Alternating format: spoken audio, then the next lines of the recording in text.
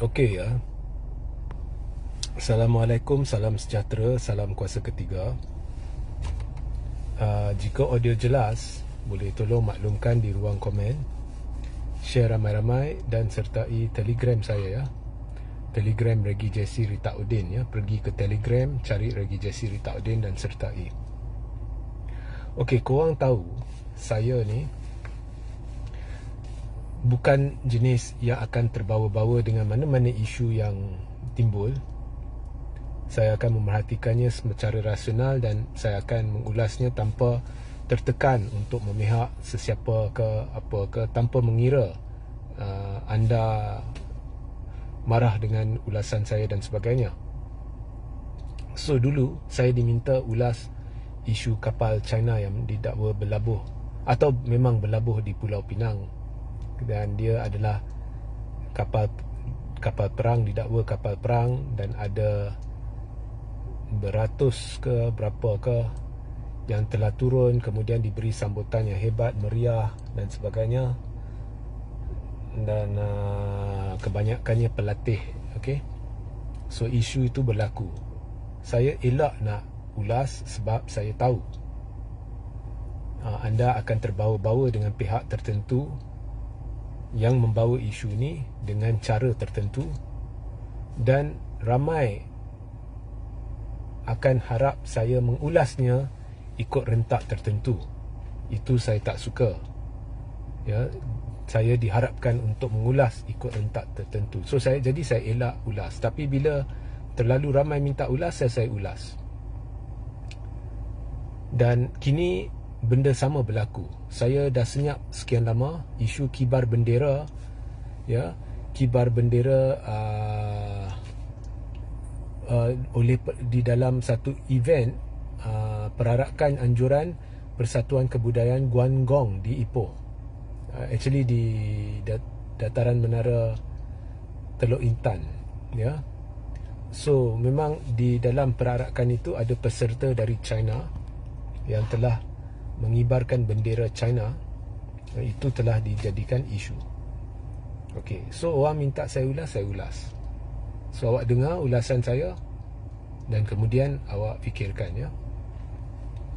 Berbalik kepada isu China, kapal China dulu, saya beritahu masa saya buat ulasan. Setakat yang saya baca banyak kenyataan.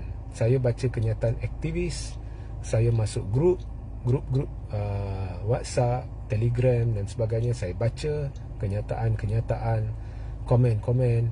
Saya baca harakah, saya baca kenyataan 2-3 pemimpin.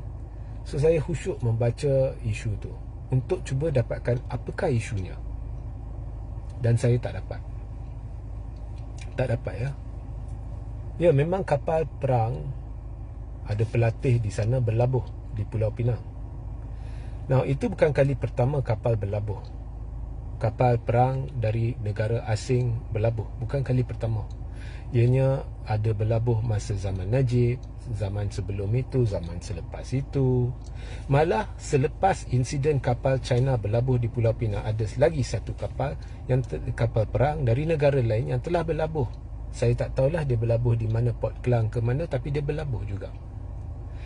Dan apabila isu itu timbul, tiba-tiba penumpuan diberi kepada kapal China ini. So dikatakan sambutan meriah. Mula-mula sambutan meriah tu tak menjadi fokus. Mula-mula ianya kapal China berlabuh.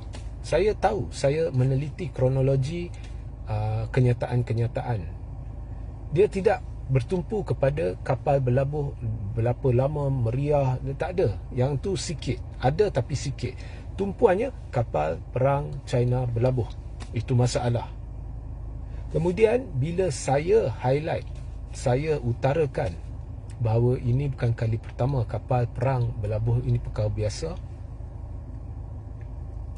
Dan saya highlight soalan yang sebenarnya harus ditanya ialah, okey, kalau ia pun ada kerisauan dan sebagainya di pihak tertentu, maka tanya secara adakah ianya dilakukan menerusi saluran rasmi, ataupun adakah ianya dilakukan secara senyap oleh DAP atau apa. Sebab saya rasa itu isu dia lah. mereka nak kaitkan DAP dengan kapal China tu. So tanya, kalau tak tahu tanya. Bila saya cerita macam tu, kemudian saya tengok naratif berubah beransur-ansur kepada meriah. Jemput, mereka ada satu acara, satu sambutan agak lama, mereka macam ni, mereka macam tu. Siap dengan saya tahu motif mereka yang bersoal kapal yang berlabuh itu tidak baik. Bagaimana saya tahu motif mereka tidak baik? Mereka selitkan kapal dari negara komunis. Maknanya motif mereka bukannya isu kapal tu berlabuh dengan cara sahih ke tidak, atau ikut saluran rasmi ke tidak. Mereka cuba kaitkan dengan komunis China. Walaupun mereka tak sebut DAP, tapi saya rasa itu isunya. In the first place, China bukan negara komunis lagi. So nampak sangat isunya bersempadankan perkauman. Semata-mata ianya kapal dari China, semata-mata ianya DAP Pulau Pinang. Saya dapat gambaran itu. So saya beritahu dalam live itu, setakat saya membuat live tu, saya tak nampak isunya lagi. Saya tak nampak. Dan daripada saya buat live itu, sudah selang 2-3 minggu sehingga hari ini, saya tak nampak isunya lagi. Selepas saya buat live kedua, ada orang komen, oh, isu sebenarnya adalah sebab baru-baru ni berlaku pencerobohan kapal China. So sebab itu ianya isu. Itu tidak dibangkitkan sebelum saya buat live pertama tu. Itu tidak begitu dibangkitkan. Selepas saya buat live pertama tu, tiba-tiba isu tu dibangkitkan. Awal-awal mereka bangkitkan kapal China berlabuh, itu kira masalah. Ini memperdaya sebenarnya penyokong dan rakyat. Asalnya penumpuannya kapal kerang China berlabuh Pulau Pinang noktah, itu masalah. Itu penumpuan di media sosial dan sebagainya. Dan di kalangan aktivis-aktivis yang pro pembangkang pun, tidak ada usaha pemimpin pembangkang untuk memperbetulkan mereka, okey, inilah fokusnya. Ini bukan isu setakat kapal dari China berlabuh. Sebenarnya kapal dari China, kapal perang dah berlabuh berkali-kali. So ini isu politik dan isu yang diperbesarkan tanpa niat yang betul. Lepas kapal perang itu berlabuh, ada lagi satu kapal berlabuh, tahu tak? Cuba pergi rujuk. Dari kapal perang dari negara lain. Tak jadi isu. Ini sebab Pulau Pinang, kapal kena berlabuh di satu pelabuhan. Sama ada Pulau Pinang ke Pulau Port Klang ke mana ke, dia kena berlabuh satu tempat. Dan bila ditanya oleh pemimpin pembangkang, khususnya PAS, dengan cepat satu jawapan diberi oleh adun dari Pulau Pinang, ia menerusi saluran dan protokol rasmi. Ini tidak dapat dipertikai oleh PAS dengan apa-apa bukti. Mereka secara amlah, bukan PAS, pembangkang secara persekitaran pembangkang, aktivis dan sebagainya, mereka terus memainkan isu tu dari sudut kapal tu berlabuh, sambutan meriah dan sebagainya. Tapi isu pokok tu yang sudah dijawab oleh adun, mereka tidak dapat tangkis. So isu ni dipolitikkan. Sama macam zaman UMNO dulu, masa PH mula-mula mentadbir.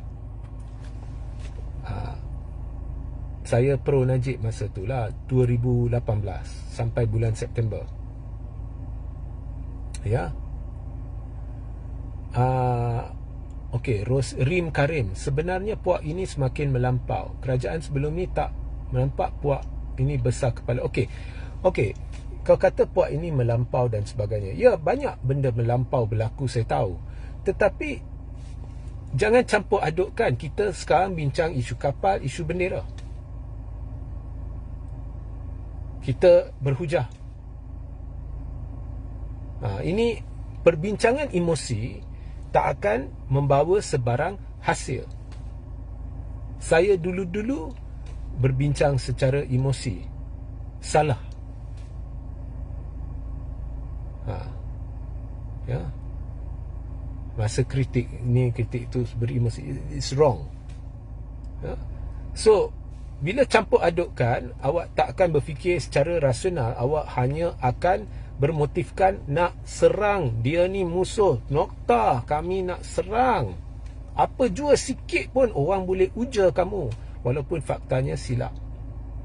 Isu kapal ni bukan isu langsung. Adun tu jawab, ada tak kemampuan sesiapa dalam pembangkang kau fikir balik untuk menangkis. Awak tipu, ini bukan saluran rasmi. Kemudian banding dengan protokol sebenar, tunjuk bukti. Okey, ini protokol sebenar, ini protokol macam ni. Atau tunjuk dulu kapal dari Brazil sebagai contoh, atau kapal dari negara ni, mereka buat sambutan macam ni. Sambutan ni berbeza dengan sambutan ni. Mereka dulu buat sambutan selama 2 jam. Kapal ni mereka buat selama 5 jam. Tak ada. There is nothing. There is no substance dalam penghujahan selain menguja-uja, mengapi-apikan semangat di kalangan penyokong mereka. Tak ada isu. Ini isu propaganda politik. Sama macam zaman UMNO selepas PH mentadbir mula-mula dulu, diwujudkan isu tabung haji. Mula-mula saya terbawa. Bukan hanya saya terbawa, saya bersama Raja Petra pernah tulis satu artikel dengan fakta-fakta dan sebagainya. Dan dakwaannya yang juga dimainkan oleh pemimpin UMNO pada masa itu bergelar Ketua Pemuda, dan bayangannya adalah aset tabung haji dengan sedang dijual. Kemudian di media sosial pula ada fitnah berlegaran kononnya kepada sebuah syarikat yang mengendalikan penjualan ini, dan ianya adalah diketuai oleh seorang Cina, dan aset ni dijual kepada orang bukan Islam. Ianya mengaibkan orang Islam dan sebagainya. Sebenarnya semua hujah tu menyesatkan orang Islam. Menjual aset tabung haji bukannya berlaku pada zaman PH masa Tun mentadbir. Ianya dah laku lama. Itu memang kerja, sebabnya tabung haji melabur untuk dapatkan pulangan buat ahli jemaah. Dan sebahagian dari masa ke semasa, bila ada perlu, bila ada peluang pulangan, mereka menjual aset. Zaman Najib pun ada jual. Jadi mereka mengelirukan ummah dengan naratif-naratif songsang. Dan tidak ada sebarang kesalahan jual aset tabung haji kepada bukan Muslim, kerana ia urusan perniagaan untuk dapatkan pulangan. Pulangan tu akhirnya kembali kepada orang Islam. Yang jual aset tu, contohnya ada bangunan nak jual, kalau yang bukan Muslim belilah. Itu pelaburan sebenarnya. Dan saya rujuk kepada pakar-pakar Islam dan dapati tidak ada masalah. So mereka mengelirukan orang, dan akhirnya juga terbukti fitnah. Amanah telah berjaya buktikan ianya fitnah.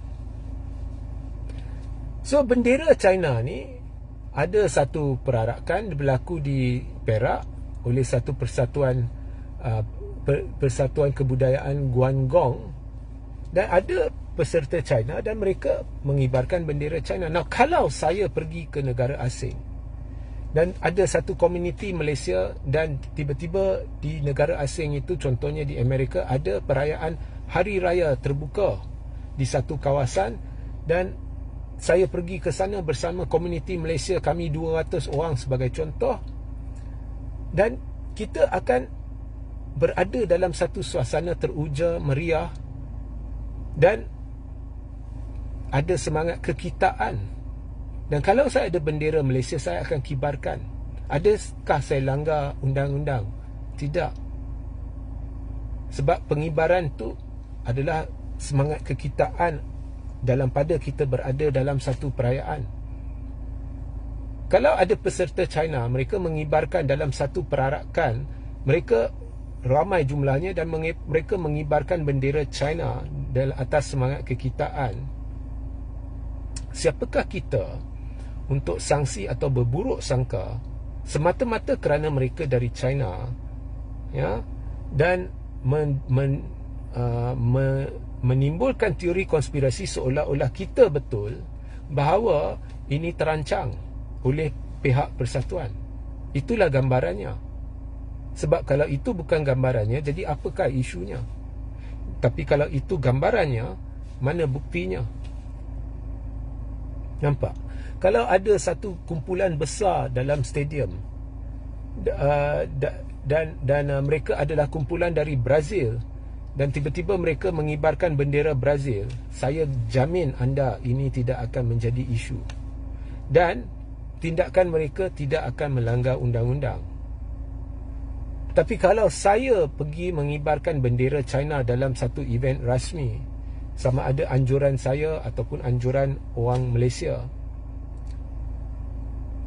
dan sedang memarakkan semangat politik China, negara China, itu mungkin boleh jadi satu kesalahan atau boleh menyinggung perasaan. Dan betul kata MB yang kemudiannya dikritik, ya, yang kemudiannya dikritik oleh pihak yang pro pembangkang. Betul kata MB itu tidak menjadi masalah, ya, tidak menjadi masalah. Melainkan persatuan itu, penganjur persatuan itu mengibarkan bendera China, mendewa-dewakan bendera China, memarakkan ideologi China di bumi Malaysia, itu cerita dia lain. So isu ni bagi saya dipolitikkan. Jika awak nak tangkap semua budak-budak China tu dan nak dakwa mereka, cuba cerita atas undang-undang apa mereka telah melakukan satu kesalahan. Adakah tindakan mereka boleh ditafsir sebagai satu percubaan untuk mempengaruhi rakyat Malaysia untuk menyatakan kesetiaan kepada China? Kalau itu tujuannya, maka awak perlu buktikan. Tapi saya jaminlah kalau mereka tu orang Brazil atau orang Argentina atau orang mana-mana dan kibar bendera tu, tidak akan jadi masalah. Yang pokoknya siapa yang pegang bendera, dalam situasi apa dia kibar bendera itu, semua tu kita kena ambil kira. Sama juga saya setuju dengan pembangkang selar. Jangan cerita pasal bendera Palestin. Betul, saya setuju. Sebab pegang bendera Palestin ada niat dia berperjuangkan orang. Betul, saya setuju.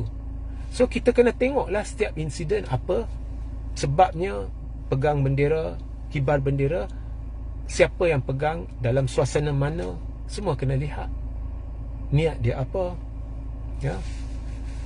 So saya tak ada masa lah isu ni, ya. Saya tak ada masa untuk isu-isu ni, ya. Ada banyak isu yang penting. Kalau pembangkang hendak lihat diri dia dalam zaman yang berubah ni, yang makin moden ni, di mana maklumat mudah diperolehi di mana-mana ni, nak kembali berkuasa ni, ada banyak isu intelektual yang perlu mereka lakukan. Ada penampilan yang perlu mereka lakukan kepada masyarakat umum, khususnya bukan Muslim, bahawasanya mereka layak untuk dipertimbangkan sebagai kerajaan seterusnya. Apakah dasar pembangkang, apakah perkara-perkara yang boleh pembangkang lakukan yang berbeza berbanding dengan yang dilakukan oleh kerajaan ini. Banyak isu lebih penting yang perlu difikirkan daripada isu-isu bersempadankan kaum dan agama ini yang sedang dimainkan secara propaganda yang berasaskan kepada satu cara lama, pemikiran lama yang tidak akan memberi impak sekiranya pembangkang ingin berkuasa. Tidak akan. UMNO dulu mainkan isu ni, tapi akhirnya adakah UMNO menang atas kekuatan sendiri? Tidak. UMNO makin susut. Malah antara parti-parti utama di negara ni, UMNO adalah parti terkecil sekarang. Dia teruk. So dia bukan menang pilihan raya, dia bersekongkol. Dia mula-mula dia bersekongkol dengan Bersatu nak tumbangkan kerajaan. Kemudian dalaman mereka bersekongkol nak tumbangkan Muhyiddin. Kemudian bersekongkol untuk tipu rakyat bahawa tidak akan ada kerjasama, kemudian berlaku kerjasama dengan PH, bukannya atas kekuatan sendiri. Benda-benda ni sebenarnya saya baca banyak komen ya. So dalam grup-grup ya, berwaspada, jangan basuh perangkap. Mereka hendak wujudkan huru-hara. So jangan masuk perangkap. Ini yang Anwar mahu. Actually that's bullshit ya. Anwar tidak mahu huru-hara. Bukan saya menyebelahi Anwar. Awak tahu saya tidak menyebelahi sesiapa. Tetapi bacaan saya dari sudut politik, dia huru-hara ni tidak akan menguntungkan Anwar, dan dia tidak perlu untuk cuba istihar darurat. Keadaan Anwar tidak tergugat sekarang. Saya ulang ya, keadaan Anwar tidak tergugat sekarang. So that's bullshit. Tetapi nampaknya korang semua masuk perangkap. Jangan masuk perangkap. Sebenarnya korang dah masuk perangkap. Perangkap cara pemikiran lama, kononnya ini akan membantu, walhal ini sebenarnya tidak akan membawa impak.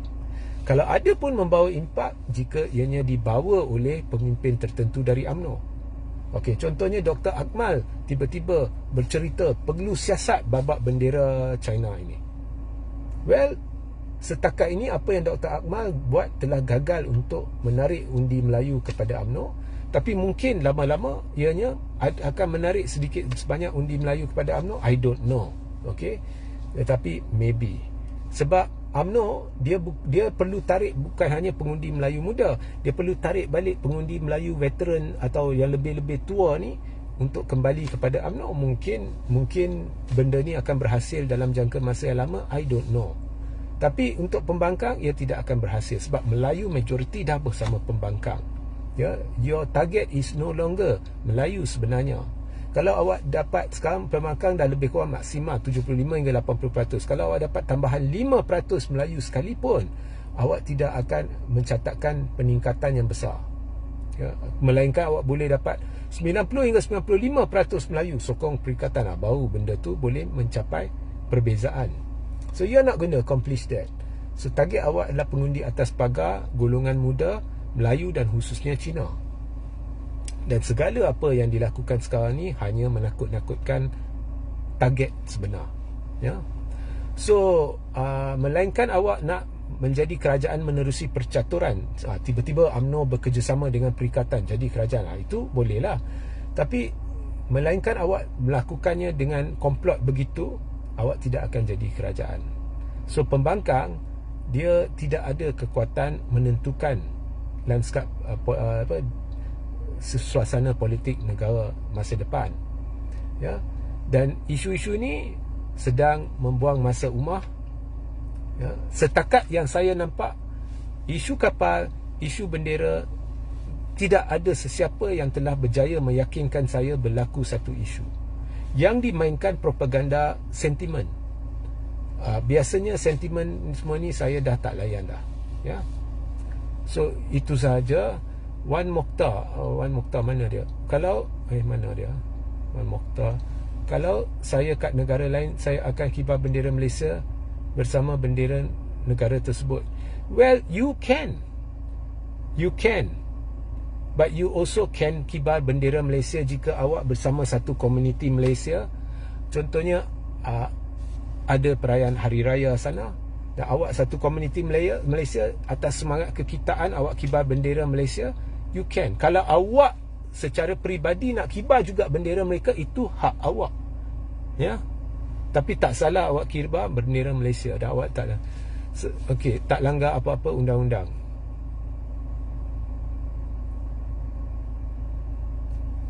Okey. Alright. So sehingga kita berjumpa di lain masa. Assalamualaikum, salam sejahtera, salam kuasa ketiga.